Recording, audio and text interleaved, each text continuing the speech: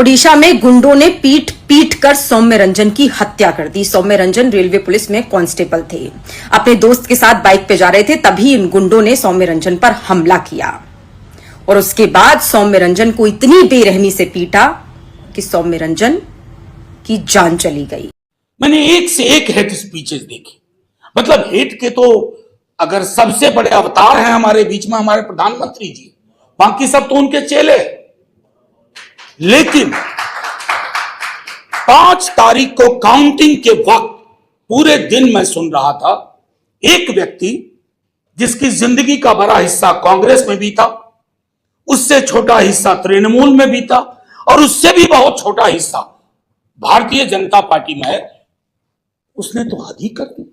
Hindu EVM, मुस्लिम EVM, Hindu locality, मुस्लिम locality, और किसी anchor को, किसी को कोई फर्क नहीं पड़ रहा था। Normalization of hate filled language is acceptance of hate violence. हमने इसको नॉर्मल कर लिया, कोई फर्क नहीं पड़ता है। यही इतने ही लोग होंगे, कुछ और हम सब उस पर आर्टिकल लिखेंगे, बयान देंगे।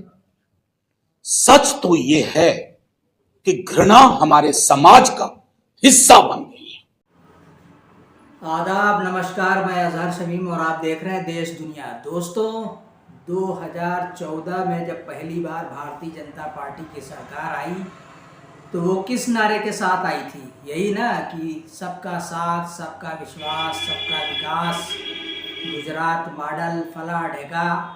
और तब लोगों ने समझा नहीं कि गुजरात मॉडल के क्या मायने हैं, उसके क्या मकसद हैं और उसका क्या टारगेट है। अब धीरे धीरे जब परतें खुल रही हैं और पहला 5 साल तो कुछ हद तक ठीक ठाक गुजरा, विकास की ही बात होती रही, सबका साथ सबका विकास की बात होती रही। लेकिन उसके बाद का जो सेकंड टर्म आया तो अब वो पूरे तौर से तबाही और बर्बादी, हिंदुत्व के नाम पर देश को कहां से कहां ले जाया जा रहा है।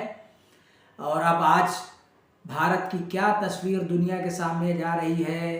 भारत पूरी तरीके से बदल गया है और बिल्कुल भारत में तालिबान राज स्थापित हो गया है। बस आप यही कह सकते हैं कि वो अफ़गानिस्तान के तालिबान के बजाय भारत के तालिबान हैं, हिंदुत्व लाभी वाले तालिबान हैं।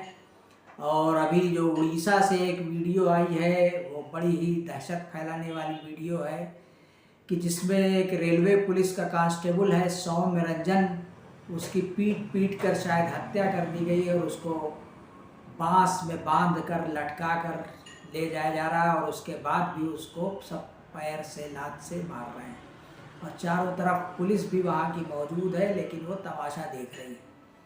उसके बाद के हालात बंगाल में अभी आप देख ही रहे हैं कि क्या चल रहा है। बंगाल में चुनाव ख़त्म हो गया है, शपथ ग्रहण की तैयारी है, लेकिन किस कदर से वहाँ अराजकता फैली हुई है और बिल्कुल तोड़ फोड़, टीएमसी के कार्यकर्ताओं पर हमला, विधायकों पर हमला, कार्यालयों पर आगजनी, मुसलमानों के एरिया में भी तोड़ फोड़, मुसलमानों पर भी हमला, बिरयानी की दुकान पर हमला, गोश्त की दुकान पर हमला। और उसके साथ साथ जो हेट स्पीच का जो दौर चल रहा है वो भी अपने रंग पर है, पूरे शबाब पर है।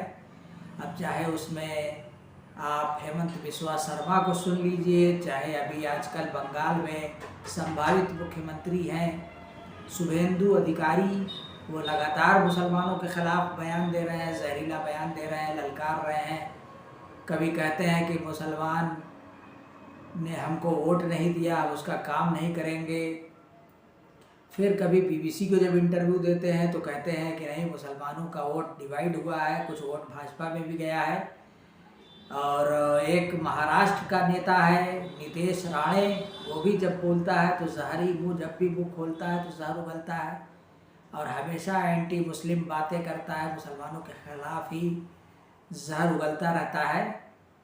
और इसी तरीके का एक वातावरण पूरा बन गया है। चाहे वो हमारे आज के साधु संत हो, कथित संत हो, वो भी आध्यात्म की जगह हिंदू मुसलमान की बात करते रहते हैं।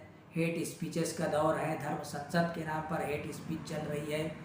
यति नरसिंहानंद सरस्वती जो डासना का महंत है, वो लगातार आग उगलता रहता, जहर उगलता रहता, और ये तब तक चल रहा है जब तक दलित हो, चाहे मुसलमान हो, चाहे ओबीसी के लोग हो, वो खामोश हैं, सब बर्दाश्त कर रहे हैं। जिस दिन अगर इसकी प्रतिक्रिया शुरू हो गई तो देश में क्या हालात होंगे वो आप समझ सकते हैं। बस विपक्षी पार्टियां भी विभाजित हैं, डिवाइड हैं, उनको एकजुट हो जाना चाहिए। देश को अगर बचाना है तो सबको मिलकर इस जो डिविसिव पॉलिटिक्स है, विभाजनकारी राजनीति है, इसके खिलाफ सड़कों पर उतरना होगा। मैदान में उतरकर सबको मिलकर इस व्यवस्था, जो नफरतवादी व्यवस्था है, जो विभाजनकारी राजनीति है, इसके खिलाफ उतरना होगा। शुक्रिया।